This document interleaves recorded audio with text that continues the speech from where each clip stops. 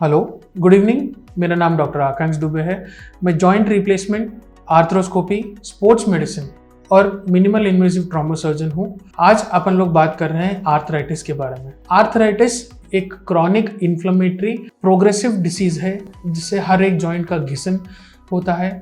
Arthritis का मतलब joint घिसना। Movements होते हैं जॉइंट के जिसमें दर्द होता है, सूजन आती है और ये हर कोई जॉइंट में होता है। मेनली आर्थराइटिस जो होता है एक नी जॉइंट में होता है और साथ में कमर वाले जॉइंट में होता है। इसीलिए होता है क्योंकि बॉडी का वेट कमर वाले जॉइंट पे और नी जॉइंट पे ज़्यादा गिरता है।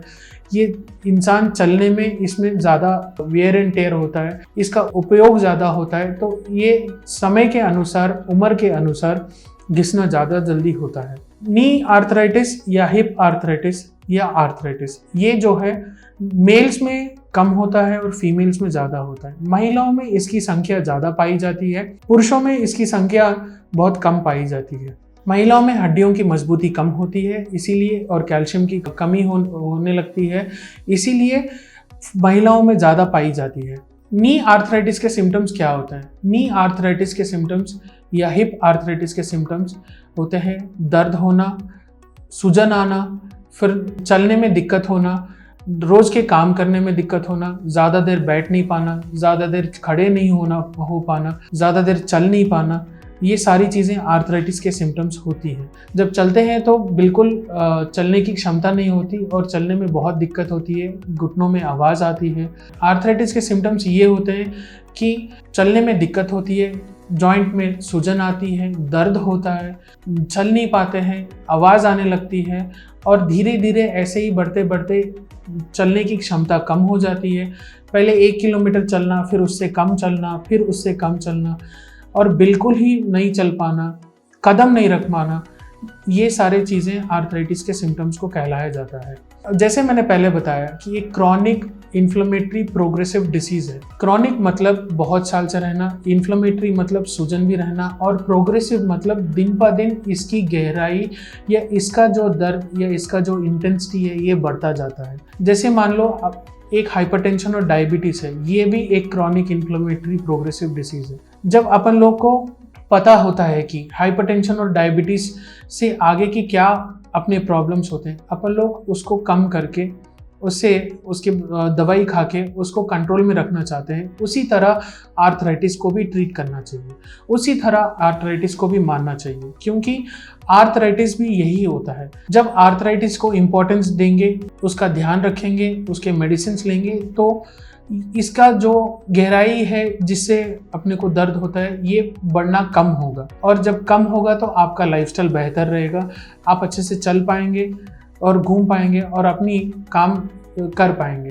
आर्थराइटिस नहीं आने से क्या प्रिवेंशन कर सकते हैं जिससे आर्थराइटिस ना आए? शुरुआत से फिटनेस रखना चाहिए, वेट कंट्रोल में रखना चाहिए, अगर वेट ज़्यादा हो तो वेट लॉस करना चाहिए, उसके साथ में स्ट्रेंथनिंग करना चाहिए और अर्ली जितना जल्द हो सके उतना आर्थराइटिस के सिम्टम्स को फिगर आउट करना चाहिए, इसको केयरलेस नहीं करना चाहिए। और उसके साथ साथ अगर आर्थराइटिस आ भी जाए तो दवाई खाना चाहिए और जितना भी हो सके, जितनी भी कोशिश हो उतना उसको आर्थराइटिस को दूर रखने की कोशिश करना चाहिए।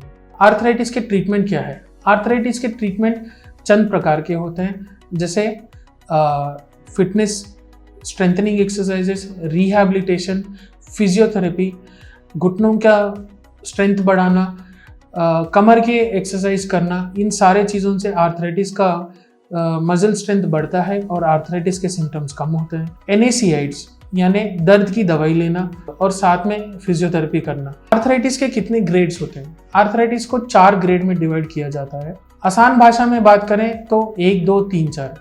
पहला ग्रेड होता है जिसमें अपन लोग को बिल्कुल भी कोई नोटिस नहीं करते हैं, कुछ दर्द होता है, कुछ होता है तो सोचते हैं कि बस छोटा सा दर्द है, थकान वाला दर्द है, ऐसा कुछ सोच के उसको छोड़ देते हैं। वो बढ़ते बढ़ते स्टेज 2 में आता है, जब इंसान नोटिस करने लगता है कि कुछ प्रॉब्लम है या कुछ दर्द हो रहा है या कुछ हो रहा है।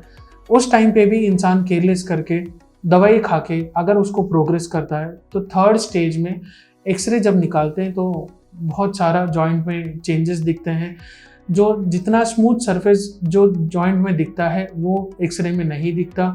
आर्थराइटिक चेंजेस दिखते हैं। जो सरफेस नी जॉइंट का सरफेस होता है, कार्टिलेज पूरा एरोड हो जाता है, ये चीज़ें होती हैं। फोर्थ स्टेज में जो है घुटना पूरा घिस जाना, अंदर का मेनिस्कस पूरा हट जाना और साथों साथ डिफॉर्मिटी आना दिख जाता है।